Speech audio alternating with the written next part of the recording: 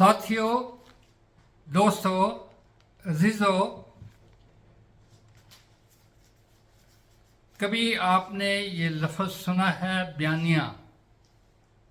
इसका क्या मतलब है? आप रोज़ ज़िंदगी के तजर्बात में, अखबार में या मीडिया में ये अल्फाज सुनते आए हो कि वज़ीर आज़म ने बयान दिया, या गवर्नर पंजाब ने बयान दिया, या बिशप ऑफ लाहौर का ये बयान है। उस बयान को जो किसी शख्सियत के साथ किसी ख़ास मौजू पे अदा किए जाने वाले अल्फाज होते हैं, उनको बयानिया कहा जाता है। हर रोज़ हुकूमत एक बयानिया जारी करती है। ज़बूर 91 मूसा नबी का एक बयानिया है। ज़बूर की किताब की 5 हिस्से हैं और इसमें ज़बूर 90 से लेकर ज़बूर 106 तक जो ज़बूर हैं वो मूसा नबी से मंसूब किए जाते हैं। आज हम सिर्फ फोकस करेंगे ज़बूर 91 पर, जहाँ पर मूसा पहली आवाज़ में अपना बयानिया रिकॉर्ड कराता है। याद कीजिए, ज़बूर 91 में 3 आवाज़ें हैं, पहली आवाज़, दूसरी आवाज़ और फिर खुदा का जवाब। पहली आवाज़ मुलाज़ा कीजिए, लिखा है, जो हक ताला के पर्दा में रहता है वो कादे मुतलब के साया में सुकूनत करेगा। मैं खुदावन के बारे में कहूँगा, वही मेरी पनाह और मेरा गढ़ है। वो मेरा खुदा है जिस पर मेरा तवक्कुल है। अजीज़ों, इन 2 आयत में कोई अजीब चीज़ आपको नज़र आती है? शायद आम कारी के लिए ये इतनी अहम ना हो, लेकिन वो लोग जो खुदा के कलाम का संजीदगी से मुताला करते हैं वो गौर से इसको देखें। यहाँ खुदा के 4 नाम बयान किए गए हैं: हक ताला, कादे मुतलिक, खुदावन और खुदा। ये एक नज़म का असर नहीं है। हकीकत में अगर आप थोड़ा बहुत इब्रानी ज़बान पर तवज्जो दें तो ये 4 मुख्तलिफ नाम हैं। हक ताला इब्रानी में अलीउन, जिसका मतलब है सबसे बुलंद। पैदाइश की किताब और 4थे बाब में जहाँ मलके सदर का जिक्र है, ये लफ्ज़ इस्तेमाल किया गया है। दूसरा, कादर मुतलिक, शिदाई। अय्यूब की किताब में ये लफ्ज़ 31 बार इस्तेमाल हुआ है। पूरी बाइबल में ये लफ्ज़ सिर्फ 48 बार इस्तेमाल हुआ है, और इसलिए कि अय्यूब खुदा की इस खूबी पर कि वो कादर मुतलिक है, बार बार अपने बयान को तामीर करता है। तीसरा लफ्ज़ है खुदावंद, यहवे, जिसका मतलब है अहद का खुदा। पैदाइश की किताब और उसके 30 बाब में इस बात को ज़ाहिर किया गया है कि यहोवा खुदा बनी इसराइल का खुदा, अहद का खुदा है, जो इब्राहिम के साथ उसने अहद बांधा था। और चौथा लफ्ज़ जो यहाँ इस्तेमाल किया गया खुदा, पैदाइश 1 बाब में एलोहीम, जिसका मतलब है खालक खुदा। मूसा को खुदा ने कहा कि फ़िरौन के दरबार में जाओ, तो हज़रत मूसा ने पूछा, तेरा नाम क्या है? क्या कहूँ मैं बनी इसराइल को जाके? उसने कहा, मेरा नाम है एलोहीम, जो हूँ सो हूँ, क्योंकि एलोहीम का मतलब है खालिक खुदा, और یہ لفظ اتنا مقدس اور پاک گنا جاتا تھا کہ بنی اسرائیل منہ سے یہ لفظ نہیں بولتے تھے، صرف یہ لفظ لکھا جاتا تھا۔ بولنے کے لیے صرف یہوہ عہد کا خدا استعمال کرتے تھے۔ ان چاروں ناموں کے بارے میں بہت کچھ کہا جا سکتا ہے اور کہنے کے لیے میرے پاس بہت کچھ ہے، لیکن ہماری یہ ویڈیو تعلیمی طور پر عام آدمیوں کے لیے ہے، جس سے ہم عملی زندگی کے بارے میں سیکھتے ہیں، اس لیے اس سے زیادہ تفصیل کسی اور ویڈیو میں ناموں کے بارے میں پیش کروں گا۔ ہاں، یہ ضرور کہنا چاہتا ہوں کہ ہر نام عبرانی زبان میں شخصیت کے ساتھ منسلک ہوتا ہے۔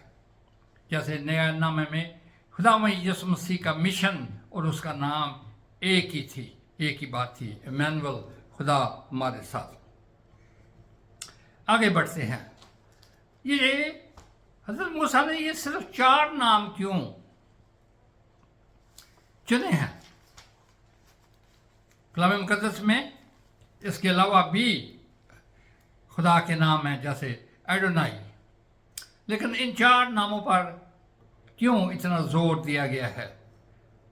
کسی ویڈیو میں نے پہلے عرض کیا تھا کہ 4 کا ہندسہ یونیورسل خصوصیت کو استعمال کرتا ہے، عالمگیر خصوصیات کو بیان کرتا ہے۔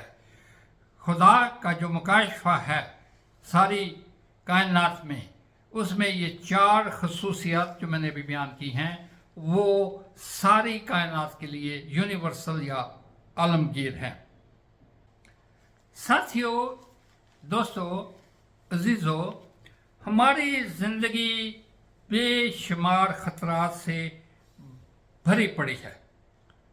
اپنے ارد گرد دیکھیں، اپنی زندگی کے تجربوں کے دیکھیں، روز آئے دن ہم دیدنی یا نادنی طور پر کسی نہ کسی خطرے کا سامنا کرتے ہیں۔ آپ کہو گے جی ہمیں تو کوئی خطرہ نہیں ہے، درست ہے، لیکن اکثر جو مسیحی لوگ ہیں دیہاتوں میں یا ایسی جگہوں میں جہاں 1-2 گھر ہیں میجارٹی کے درمیان، ذرا ان سے پوچھیں، ذرا ان کے ساتھ بیٹھیں۔ 295C کا الزام کس طرح زندگی کو برباد کر دیتا ہے، اس کی مثالیں اب روز اپنے معاشرے میں دیکھتے، سنتے اور پڑھتے آئے ہو۔ دوسرا خطرہ نفرت۔ ہمارے وہ لوگ جو نیچے درجے کے کاموں پر مامور ہیں، ان سے پوچھیں ذرا جا کے کہ کس طرح معاشرے میں ان کے سامنے لوگ کہیں یا نہ کہیں، لیکن ان سے نفرت ضرور کرتے ہیں، جو ہمیں اپنی زندگی میں فیس کرنی پڑتی ہے۔ حسد کے بارے میں پہلے ایک پوری ویڈیو میں نے بیان کی تھی، لیکن حسد صرف مسیحیوں کے لیے نہیں ہے۔ حسد ایک عالمگیر جبلت ہے۔ جہاں لوگ ترقی کریں گے وہاں کوئی نہ کوئی شخص ان سے حسد کرے گا۔ جہاں مسیحی لوگ ترقی کریں گے، کوئی نہ کوئی شخص، کتنا ہی ذات خیال نہ ہو، کتنا ہی مذہبی کیوں نہ ہو، وہ اس سے حسد کرے گا۔ بےعزتی، آپ نے کئی دفعہ یہ تجربہ کیا ہوگا۔ میں نے 2 سال تک راولپنڈی چیمبر آف کامرس میں کام کیا تھا۔ شروع میں جب میں وہاں گیا تھا، کوئی کام نہیں آتا تھا اور ہر شخص کوئی موقع ڈھونڈتا تھا جس میں آپ کی بےعزتی کا عنصر شامل ہو۔ 2 سال کے بعد جب میں وہاں پر نکلا تو وہی لوگ نہ صرف کہ مجھے پارٹی دینے میں بڑی خوشی محسوس کرتے تھے، بلکہ میرے گلے میں ہار ڈال کے انہوں نے مجھے رخصت کیا۔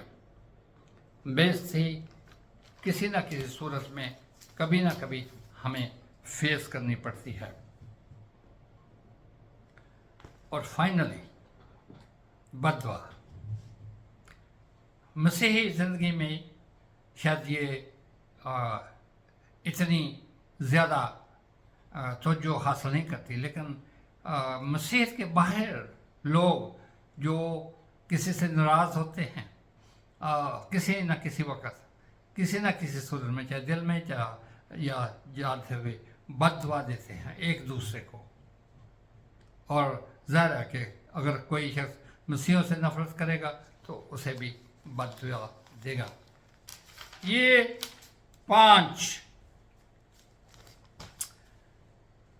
किस्म के ख़तरात हैं जो हम रोज़ हम फेस करते हैं या हमें इसका मुतवक्को रहना चाहिए। मूसा इस बात पर क्यों इतना वक्त गुजारता है? असल में ये कानून ज़बूर इतना लंबा है और इसमें इतनी गहराई है कि मैं सिर्फ आज उसका एक ही हिस्सा आपके सामने में पेश करूंगा। अगर आपको ये पसंद है तो फिर मेरे चैनल को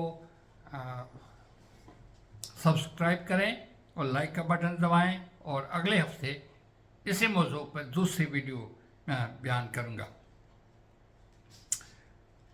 मैंने ये कहा था कि ज़बूर नवीस या हज़रत मूसा का ये बयानिया था, और वो बयानिया पहली 2 आयात में है। इसका जवाब क्या है? हक ताला के पर्दे में रहता है वो शख्स, और फिर वो पहली जो आवाज़ है जिसमें वो खुद मुतकल्लम है, वो कहता है मेरा खुदा है जिस पर मेरा तवक्कुल है। यानी जिस खुदा पर मेरा तवक्कुल है उसमें ये 4 खुसूसियात हैं जिनके बारे में मैंने पहले बयान किया है। ऐसा शख्स एक बड़े पर्दे में रहता है। पर्दे से क्या मुराद है? लफ्ज़ जो पर्दा है इसकी बहुत सारी अखलाकी फलसफियाना थियोलॉजी के मायने निकल सकते हैं, लेकिन पर्दे का एक लफ्ज़ है कि एक जगह जिसके पीछे आप छुप जाते हैं। क्या आपको कभी मुर्गियां पालने का इत्तेफाक हुआ है? ख़ासतौर पर जो गांव में जो लोग रहते हैं, आपने कभी देखा होगा कि अगर मुर्गी कोई ख़तरा महसूस करती है तो एकदम अपने परों को फैला देती है, और छोटे छोटे चूज़े एकदम उसके परों के पीछे छुप जाते हैं। पर्दा अपना की जगह है जहां आप छुप जाते हैं एक ढाल के पीछे।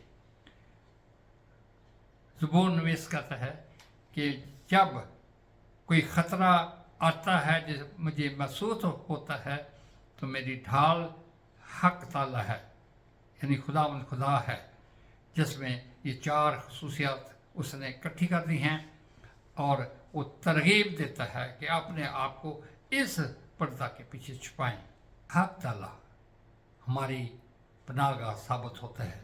जो लोग उसके पीछे रहते हैं, जो लोग उस पर तवक्कुल रखते हैं, उन पे कोई बुरा वक़्त नहीं आएगा। अगर खुदा ने मुझे सेहत और तंदुरुस्ती दी तो अगली वीडियो में मैं उन सारी बलाओं के बारे में बात करूंगा जिनसे आप बच सकते हैं अगर आप खुदा ताला के पर्दा में रहते हैं। खुदावन आपको बहुत बरकत दे। आमीन।